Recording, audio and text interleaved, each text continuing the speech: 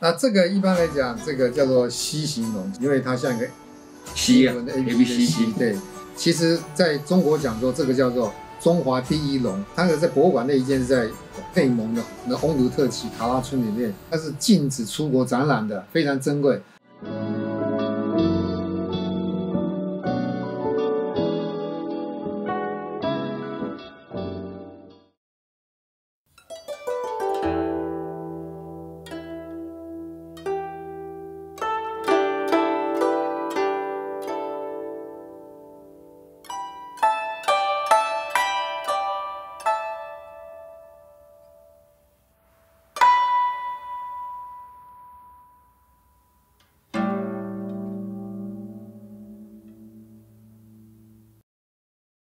这个龙的题材啊，我们分上下两集。那么第二集啊，瓷器9龙或者5龙、7龙，这个瓷器太少了，所以我们没有办法有这么多件的瓷器。那个时候我就跟蔡先生讲，玉器、青铜器如果有拿出来，大家观众才会知道，就是说啊，中国的文化是丰富，啊，或者大家也能够佩服蔡先生的这些文物的用心之深，因为他不止瓷器内行，他的书啊，他也有专书，就是古玉的专书。然后青铜器呢，这个铜器啊，他是不是有一天会写书啊？我不知道。他如果气力还好哦，能够活到100岁的话，应该还能够出一本就是这个青铜器的书啊。我们也期待能够除了瓷器出书、玉器出书，然后青铜器又出书，我想可能会破纪录。好，我们有这个期待，好不好？真正的祝福你能够走到这一条路，好不好？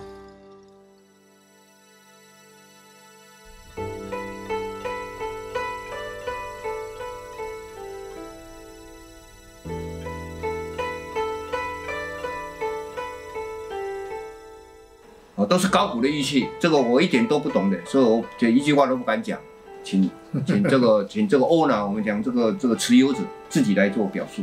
来，那这个一般来讲，这个叫做西形龙，西形龙也是国外给中国这个龙的最早龙的一种称呼了哈，因为它像一个西啊 A B C D 对。那这种龙哦，最早其实发现在红山文化，中国讲说这个叫做中华第一龙，它的在博物馆内一件是在内蒙的翁图特旗塔拉村里面。其实它不是挖掘出来，它是在那个村征集到的。哦，平常那条龙啊，那是禁止出国展览的，非常珍贵。可是事实上，如果说早期我们到那边去看的时候，它是在一个研究员的抽屉里面，他每次拿出来要研究啊，就在抽屉里面。听说啦，花几块钱征集到的。当然这个仿品也很多了哈。那我们对红山文化的这种西形龙的几个特点，我可以大概陈述一下。缩形眼啊，这个中蜡是飘的啊，一定要什么？我们这样看起来哦，它有没有动感？一般来讲，飘有感觉到它有风吹的动感。这个下颌跟头顶哦，它有这个网格纹，额头这个网格纹，你要用这个放大镜去看网格纹的沟槽里面有没有风化的现象。如果说星座的话，你这沟槽里面要有那风化现象，那不容易做出来。古玉的话，哦，尤其是高古玉，没有经过，不管你怎么样，就是没有什么打蜡，什么都没有哦。出土以后，你摆一阵子，它自然有光泽、油光出现的。一般来讲，90%以上都是对的东西。有些人就打蜡干嘛？那个都不对的哈。真的古玉出土的古玉，不要去动它，就摆一阵子就好了，甚至洗都不要去洗它，因为会伤害它。有的会渗出那个油脂，就对了。对。那如果渗不出来，就不对。一般来讲，你就渗不出来，你没有说不对，你要看它一段时间。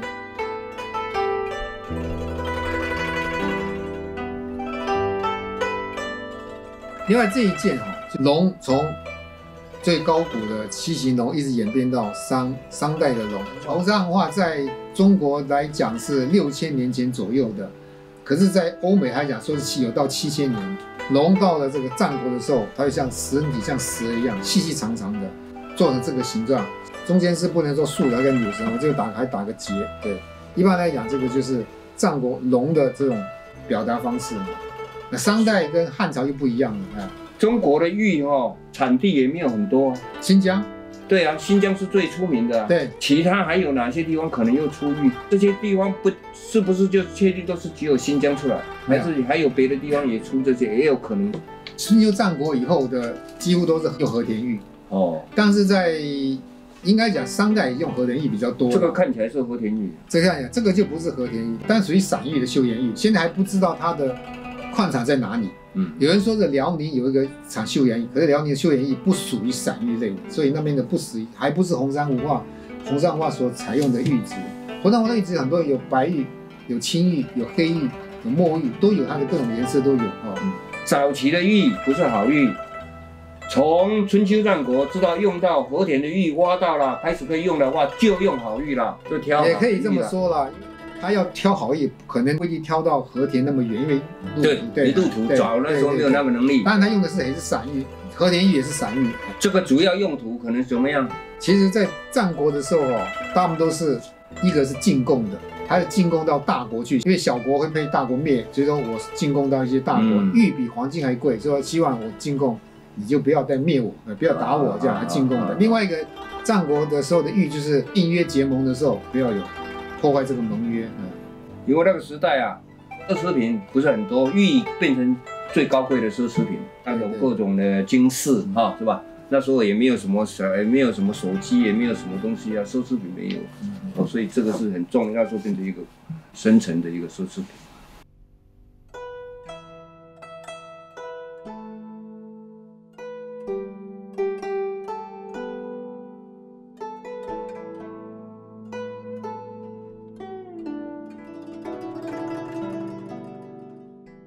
刚刚2件啊，一件大概说是红山文化6000年、7000年，所以是中国第一龙西行龙。给大家再重复一次，对龙的这个由来啊，尤其是从古董文物里面我们看得到的，最早就是6、7千年。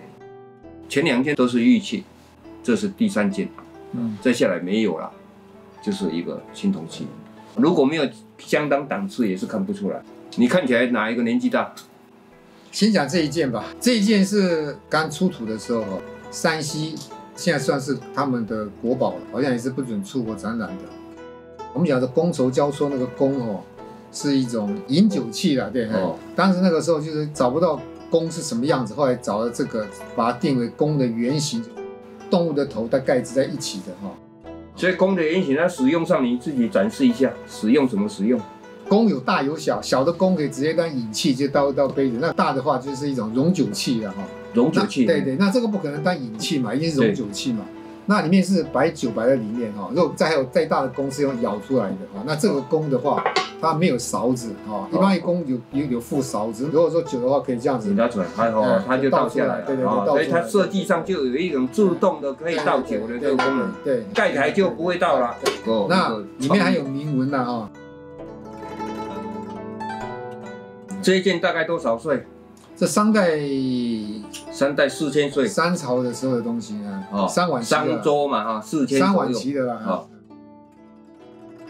好，再下来这个年纪比较轻，这一件算是西安早期的，很少看到龙的形状，一般来讲用螭来代替我们讲这样叫螭龙但螭龙的形状它有老虎的头，我们叫螭虎；凤的头，我们叫做螭凤这个璧然后是高浮雕，所以它用的材料非常大。以前的时候，在西汉的时候，帝王要用的东西不计成本的所以它的本来是很大一个玉块，再加上是水料那琢成这么大不容易这个玉是和田玉，这个是和田玉它雕的穿云螭，在云里面穿来穿去，有可以说冒出9个螭龙的头，我们叫做9螭1凤。这个是一个龙。对，一个龙，旁边这个凤，这个不是龙这个是凤，这是一对，然后生出一些这个小龙，应该是这样的一个字，然后9龙1凤。对，这个代表西汉的早期的时候都是母后单权，皇太后说什么就是什么了。皇太后过世以后，他才会慢慢把权集中在手上的。那后面是一个古文，就是战国跟西汉早期流行的文饰的我们现在讲叫一斗点，蔡先说这个是有它的演变性的，从早期的像这样一斗点，后面有的像图钉一样，是不是有一些变化？有变成谱文菖蒲的蒲都是乳钉纹的，你看那一点的乳钉纹一般来讲，大概收藏古玉或研究古玉都把这个登为什么麦或是稻发芽的那种形状的民以食为天嘛后来就变成云纹啊，或者变成那个菖蒲的。这一块你从收到现在从来都没有去给它凹光，不洗不盘，不洗不盘，也不刷它，因为这个会伤害出土的古玉，它是软的啊，所以说你不要去动它。讲一句话了，古玉在地里面埋藏几千年，它的本身分子结构会变什么？会放松，会软。古玉是软，在地下就软了。以前这个王古有一句话，入土就软，见风就硬。如果说你不了解的话，你这什么话听不懂。了解的话，就是它在土里面，它会软性啊，对，它会放松它的分子结构，就是毛细孔变大了，会容纳土里面的金属矿物沁进去，出土以后它慢慢去收缩，把毛细孔收紧了。在这个收紧的时候，你就让它自然去收紧，经过几年的时间，甚至7、8年、10年都有，它把这个不属于它的杂质，它会吐出来以后，它就开始发亮了。所以它脏或怎么样，基本上也不管它，对，它自己会整理出来啊，自己会弄得漂漂亮亮，对，会出油，会出油。你看它已经开始油亮的啊。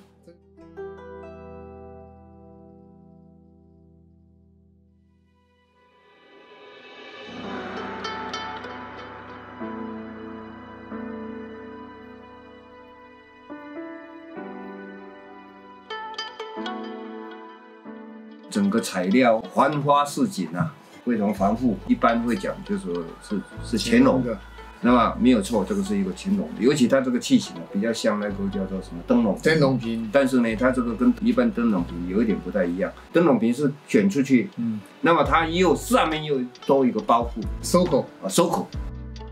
9条龙也是一样用黄红，很细工，那个点的非常看起来非常细，接近珐琅彩的那种水准。你看看这边它自己就有，是不是寿字灯笼福寿啊？这蝙蝠上面是一个福架啊，福挂的灯笼，他们对祈福的那种心态，对，心态非常强烈啊。做工啊非常细致。这个顶地大家摸一下，它那个珐琅料啊，那种贴合啊，紧密。不止紧密，有那个层次感，像料款一样。它有珐琅料啊。对，有个料款，那个也有高低的那种差别性。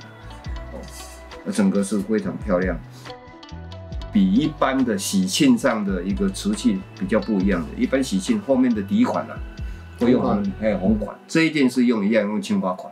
但是我想啊，以我的水准呢，我也认为这是乾隆的，不会错哦。包括这个款制啦。因为龙是细珠嘛，哈，在明朝就是一个珠子，在清朝以后就变成火球了，就是火珠啊，哈。刚才讲到这个蝙蝠下面一个灯笼，这个灯笼的意思就是添丁的意思。乾隆喜欢什么多子多孙多福寿的意思，这个乾隆的风格是这样子。那这一件应该属于这种洋彩，大部分都是用珐琅料来写，然后再描金边。上次讲过，这描金边始于说这个雍正或者乾隆或者康熙都认为说一件烧的很好的，比较比较高档次，比较高档次才描金边的，就是官窑器的，对，官窑器型这一件不失优雅。那么这一件我想比较古色古香，让蔡恩自己做表述。这种叫做折颜盆在这个永乐出现过，是青花。永乐青花，那里面的有2种到3种的纹饰不大一样。说这个颜色叫什么颜色？这叫紫金釉紫金釉折颜盆当然你从永乐以后都没看到过了。雍正、乾隆有出现过。那永乐只是仿这个阿拉伯那边的中东那边的铜器有这种的，但是用器就是做礼拜或者进宗庙里面的净手洗手用的净手盆的这样。永乐的时候叫折颜喜器型就跟永乐的差不多，它的款是红字，外面是4条龙，盘心是龙凤纹。那我有个疑问啊一般讲像这样叫什么？卧底还是塌底？没有，这叫前壁底。前壁底 ，OK， 前壁底中间里面有这个东西。依你的记忆啊，什么时候开始有要这样做？唐代就有了。但是我说有款的就不一定了。成化就有了，对不对？成化应该有这个是康熙最多了，最喜欢对，康熙比较流行，康熙最喜欢这样。对，制瓷的技术啊，是一代追随一代，还有创新，还有承前启后了。从这些没落可以去看到这个东西的新旧。现在的很少人用到这个紫金釉，这个釉色在清3代有用吗？雍正有用过，提到这个紫金柚，紫金柚后代有没有在做？那么我们蔡师傅啊，灵光一现的，他说他仓库里面前2天刚整理看到，因为这个颜色罕见啊。我问到这个年轻人，问他们车子有没有看到这个颜色，基本上是没有。但是一个小年轻他说有，现在那 Mercedes-Benz 现在有一款什么车也是，但是毕竟是很少的。这个颜色一出来，后面会学习会跑。紫金柚。青三代很强啊，它有什么柚，中国什么柚色它弄不出来的，但是呢确实很少。不过在蔡先生这边，因为他收藏多，比较不容易找到的东西，他现在拿出来给我们看。尤其专家级的，他会得到一个启发。你看这个颜色，跟这个颜色几乎一样。对，你要看出它的差异性的关系非常大。那么时间差呢，这一个跟这个差100多年。弘治到雍正差150年应该有，或者更多，不容易区分的这个颜色。内坎的这个花样啊，跟这个非常接近，这个味道也是很接近。是像我们这个平常摸罐官窑的，其实闭眼睛摸，是不是光也是摸得出来的？真的是摸官窑，闭眼睛可以摸出来，因为它器型不是一般民间能够做出来这种我们讲的帝王之器。那这2件东西的话，你可以看得按刻纹比这个龙还要细致。还有一个问题啊，它比它进步的原因，它就经过了100多年，它的釉水又比它更细腻。如果说一触觉摸摸看，它2个的感觉是不一样的，它釉水更细，不容易了。你讲的话，我还是不，我是还是手比较粗，触感。我的做工的手是比较没办法。看你的手，你看你摸得出来，摸这边，你要摸啊，它起不是直接碰，这个比较滑。对，这比较滑，比较它釉水比较细啊，那这个比较粗啊。哇，我都没在做工。这个龙的这个系列啊，告一个段落啊，但是今年的这个龙年还有好几个月，希望大家就是事事顺利啊，像龙一样飞黄腾达哦。好，谢谢。我看你笑话人家才要看啊，你他妈全部都正经八百又不好看了，总是要讲一些笑话。